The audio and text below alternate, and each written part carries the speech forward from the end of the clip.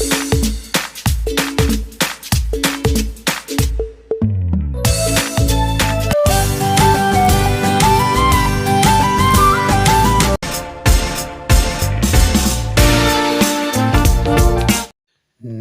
की तरह कड़वा ज्ञान देने वाला सच्चा मित्र होता है। इतिहास गवाह है, आज तक नमक में कीड़े नहीं पड़े। जी हाँ दोस्तों, मेरे ज्ञान को इतना कड़वा ना समझें, क्योंकि हम रटाते नहीं सिखाते हैं। यदि आपको गणित विषय नहीं आता, बहुत कठिन लगता है, तो घबराइए नहीं। हम सिखाएंगे आपको गणित सरल और रुचिकर विधियों से, बिल्कुल बेसिक से। तो अभी हमारे चैनल विजय विद्यावाणी ऑनलाइन एजुकेशन से जुड़ जाइए और चैनल को लाइक एंड सब्सक्राइब करें और कमेंट बॉक्स में अपनी राय अवश्य दिया करें कि आपको वीडियो कैसी लगी। तो आइए हमारे गणित क्लास की वीडियो नंबर 1, जिसमें हम आपको नंबर सिस्टम पढ़ाएंगे। डियर फ्रेंड्स, नंबर सिस्टम शुरू करने से पहले मैं आपको बता देना चाहता हूं कि नंबर्स कितने प्रकार के होते हैं।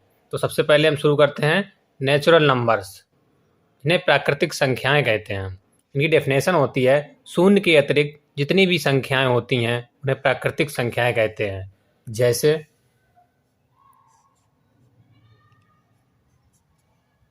1, 2 यानी शून्य को छोड़कर, 3, 4 डेट डैश इनफाइनाइट यानी अनंत तक जितने भी हमारे नंबर होंगे वो सब नेचुरल नंबर होंगे। नेचुरल का मतलब होता है जो हमें नेचर से प्राप्त हुई हैं, यानी प्रकृति से प्राप्त हुई हैं, वे सब नेचुरल नंबर्स हैं। अब आती हैं पूर्ण संख्याएं, जिन्हें होल नंबर कहते हैं। इनकी डेफिनेशन है, प्राकृतिक संख्याओं में शून्य को शामिल कर लेने पर प्राप्त संख्याएं पूर्ण संख्याएं कहलाती हैं। जैसे 0, 1, 2, 3, 4 डेट डैश इनफाइनाइट तक। ऐसे ही इसमें क्या है, नेचुरल नंबर और होल नंबर में अंतर, वहाँ पर 1 से स्टार्ट हुई थी और यहाँ पर 0 से लेकर इनफाइनाइट तक जा रही हैं, तो ये हमारी होल नंबर हो गए। अगला है हमारा पूर्णांक, जिसे इंटीजर कहते हैं। पूर्णांक क्या है? पूर्ण संख्याओं में जब ऋणात्मक संख्याओं को सम्मिलित कर लिया जाता है तो वे पूर्णांक कहलाते हैं।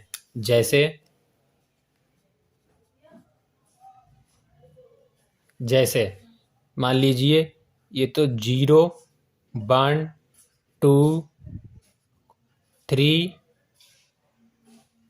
4 डेट डैश, ये तो हो गए हमारे पूर्णांक, और इनमें हम ऋणात्मक संख्याएं और शामिल कर लेते हैं तो वो हो जाती हैं हमारी -1, -2, -3,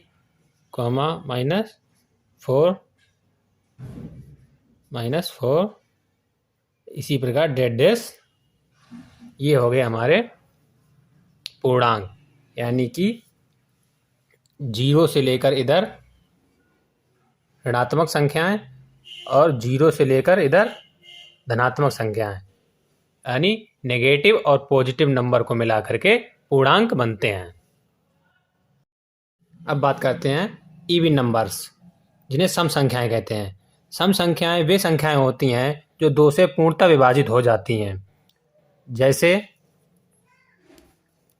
2, 4, 6, 8, यानी कि हमारी जो 2 है ये भी 2 से डिविजिबल है, और ये भी 2 से डिविजिबल है, ये भी 2 से डिविजिबल है, और ये भी 2 से डिविजिबल है, और ये भी 2 से डिविजिबल है, यानी कि इनमें 2 से पूर्णतः भाग जा रहा है, तो ये हमारी सम संख्याएं हैं। अब हैं हमारी ऑड नंबर, जिन्हें विषम संख्याएं कहते हैं। वे संख्याएं जो 2 से पूर्णतः विभाजित ना हो उन्हें विषम संख्याएं कहते हैं। ये यहाँ पर होगा विषम। विषम संख्याएं कहते हैं। जैसे विषम संख्याएं कौन सी हैं? जैसे हमारी सबसे छोटी विषम संख्या 1, फिर उसके बाद 2 नहीं होगा, 3, फिर उसके बाद 4 नहीं होगा, 5, 7, 8 नहीं होगा, 9, 9 के बाद 10 नहीं, 11, 11 के बाद 13, ऐसे ही चलते रहेंगे। ये हो गई हमारी विषम संख्याएं। अब देख लीजिए, इनमें किसी भी नंबर्स में 2 का डिवाइड नहीं हो रहा है, पूर्णतः कोई भी नंबर 2 से नहीं कट रहा है, तो ये हमारी हो गई ओड नंबर। अब ये है हमारी भाज्य संख्याएं। ये संख्याएं सबसे सरल होती हैं। ये वे संख्याएं जो किसी भी संख्या से पूर्णतः विभाजित हो जाती हैं, भाज्य संख्याएं कहलाती हैं। जैसे मान लीजिए 2, 4, 6, 8, 9, 15, ये किसी भी नंबर से विभाजित हो सकती हैं, 2 से, 1 से, 3 से भी। तो ये हमारी हो गई भाज्य संख्याएं। अभाज्य संख्याएं वे संख्याएं होती हैं जो एक व स्वयं के अतिरिक्त किसी भी संख्या से पूर्णतः विभाजित ना हो। जैसे हमारी सबसे छोटी अभाज्य संख्या होती है 2, 3, 5, 5 के बाद 7, 7 के बाद 11, 11 के बाद 13, 13 के बाद कौन सी आएगी अभाज्य संख्या? 17।